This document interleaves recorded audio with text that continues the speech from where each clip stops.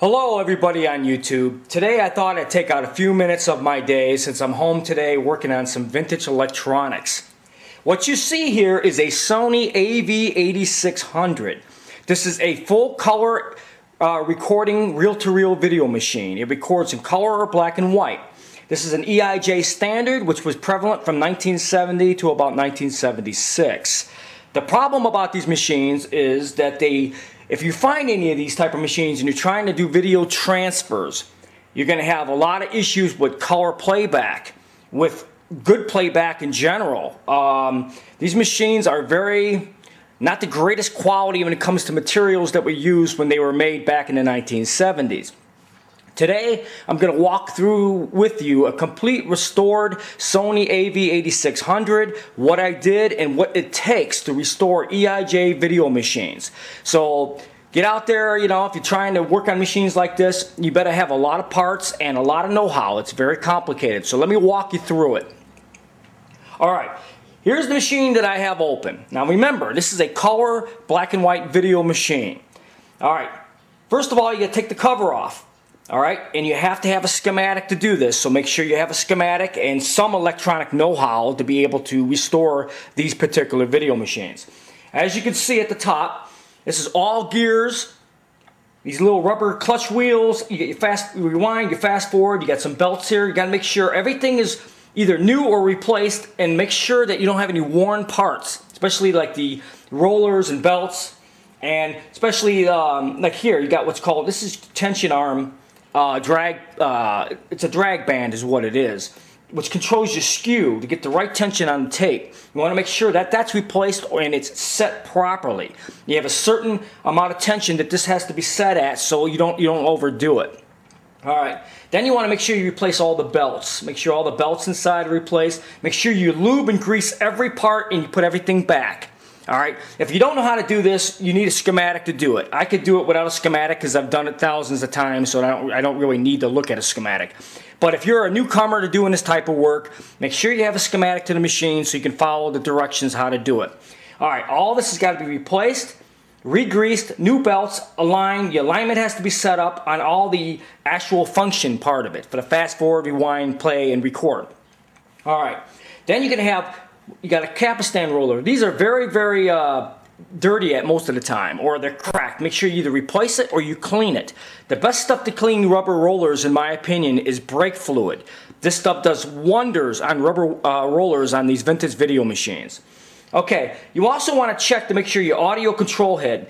I just got done replacing this audio control head because the one that was on here was totally shot. So this is completely replaced, and this was one of the big tracking issues. And also, you'll have tracking issues with these machines either due to the audio control head or the PG coils on top of the video drum, which flips your A and B head constantly when the drum is spinning. And sometimes you'll have problems with the video brushes. If you have a problem with video brushes, you're going to have a real big problem, because usually you have to buy a machine to take out another video brush to replace the brush that's bad. Well, I tell you, it's been kind of amazing when it comes to video brushes, because video brushes are really hard to come about, and you don't want to waste your money buying machines just because you want to take the video brush out to replace it in a working machine. Here's a video brush that I have that I'm getting ready to install in this machine. This is a brand new video brush. I actually make these by hand. I got my own little technique and system for making these brushes. So I put all brand new wires on these and resolder them, and these things work fantastic. But it's a little secret that I have. I make my own video brushes, and I also make my own video heads, because the video heads on these things go bad. You can't get video heads for these, but I make my own video heads to replace them. So I have a certain way of doing it that I can actually make video heads, and I don't have to worry about, oh, the video heads are going to go bad. Alright, now, you got to keep in mind, after you get all this done, you got to go through the part of putting brand new capacitors in all the video boards on the machine. This has to be done. Capacitors are like batteries. They dry out, they short out, and the video machine starts acting very funky and it won't work properly. You have to recap the machine to make sure it's done properly. Alright, let me show you some of the under the bottom stuff that I did. But like I said, Make sure you got good video heads. Make sure you got good video brushes. Make sure your PG coils are set up properly, that they're just at the right height. That's got it's a big issue with the tracking. It's you know, the tracking is kind of funky and you can never get a tape to track properly. Normally it's because the PG coils are not set properly, or the audio control head is bad. So these are main issues you got to know what you're doing with to make sure that you can get a proper tracking and sync of the video. All right. And also make sure you got the belts and all this is done up on the top. But once you get all this and you kind of know what you're doing on the top part of it, which is a lot of work, trust me, this is not easy. So once you get this done, let me show you the bottom of the machine. Okay, this is the bottom of the Av-8600 color reel-to-reel machine. All right, as you can tell, I'm going to tip this up just a little bit so you can get a better idea what I did. All right, the biggest problem is you got this motor. This motor uses what's called a motor capacitor. All right, this is this tin can right here. These always go bad. But you can bridge the same replacement or the equivalent of microfarad replacement with these.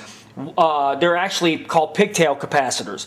As you see, I bridged two of them together to make the value for the actual motor so that the motor stays in sync and runs properly at the right speed. This is imperative that you change these out, that this gets done, because they fail in these machines all the time. But if you know what you're doing and you know a thing or two about capacitors and how to connect it to a motor and put the right capacitance in it, make sure you do it. All right, as you can see, I did it right here.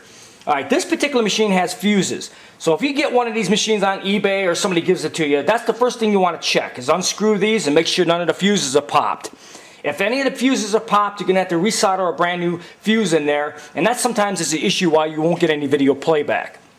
But generally, it's usually because you got problems with the upper deck, which has to be done first. All right, as you can see, you got 1, 2, 3, 4. You got 4 video boards on this machine.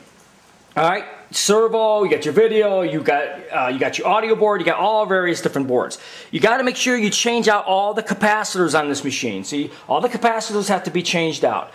This is your servo board right here. A lot of times these little orange-white IC chips go bad. Since I have a lot of machines I parted out for parts, I'm able to swap them out if there is one that's actually bad that's making the machine work wrong. So you do have to have a lot of parts for these machines. Trust me, you got to have 5 or 10 machines just to fix one. I am not kidding you. You really do. It's no joke. All right, so after you get all that, then you want to make sure you got a brand new belt installed. See how tense that belt is? That's how it should be. It shouldn't slide. It should have a nice little tug to it. And that will give you a good sync at high speed. So you always want to make sure that that's done properly. Make sure your belt is nice and changed out new. Make sure your motor capacitors are changed, and make sure all the capacitors on the boards are changed. And the next step is you're going to want to play video or a color videotape and black and white tape to set all the, you got little controls or little potentiometers on these boards have to be set up. And you need to use a schematic to do that and an oscilloscope. So in a minute, I'm going to show you a video in color with the video, a video I have that I was able to restore in color because the machine is working 100% properly now. And I'm going to have my oscilloscope going and video on the monitor to give you an idea of what a working Sony AV8600 color machine, after you fully restore it, the type of video you can actually get. Okay, as you can see, I got video running on this monitor now. Excuse the black line that keeps rolling up and down on the computer monitor. That happens when you point video cameras at television sets. This happens a lot. So, but anyways, as you can see, it's got full color playback. Tracking is perfectly synced. The tracking is in the off position, which is very rare. If you set the machine up and do it properly, your tapes can play proper like this without, adjusting the tracking all the time, and the skew is always dragging the tape and the tape is jumping all over the place. When you do an actual full repair on one of these machines, you can get an amazing playback. And as you can see, this is a psychedelic video. It's in color that I'm running right now. It's got some cool graphics, stuff like that. But this is a type of color playback you can achieve if you do it properly. All right, like I was telling you got to have an oscilloscope to do this kind of work to set the machine after you got all the mechanics all done. So let me just walk over here a second. As you can see, I got an oscilloscope right here. A 20 megahertz oscilloscope is fine for these type of machines. You don't need anything more than that. And then you got to have the schematic. I don't know if you can see this, but if you have the schematic, which is right here, you can set all your signals from the schematic to make sure you set the machine back to factory after you put all brand new capacitors into the machine. Once you get the capacitors into the machine, and once you set all the signals properly and get all the mechanics set factory and anything that's bad repaired on the upper part, brand new belts, rollers, adjustments, everything, you will achieve the most amazing color playback that you have ever seen in your life. It's like buying one of these machines brand new out of a store. So if you are serious about Sony Av-8600 and color reel-to-reel transfers and have machines like this, and then you're always wondering, why don't these things work? How can I get a good playback? Well, I'm telling you right now how you do it. And this is proof positive. Like I said, this took me about a month to rebuild. I put all brand new capacitors, all new belts, rubber guides, adjustments, you name it. It took about a month to completely build it, and now today, on my day off, I'm resetting everything, and that's the end result. You can get a killer playback in color. So I hope you guys enjoyed this video. If you have any questions, feel free to contact me.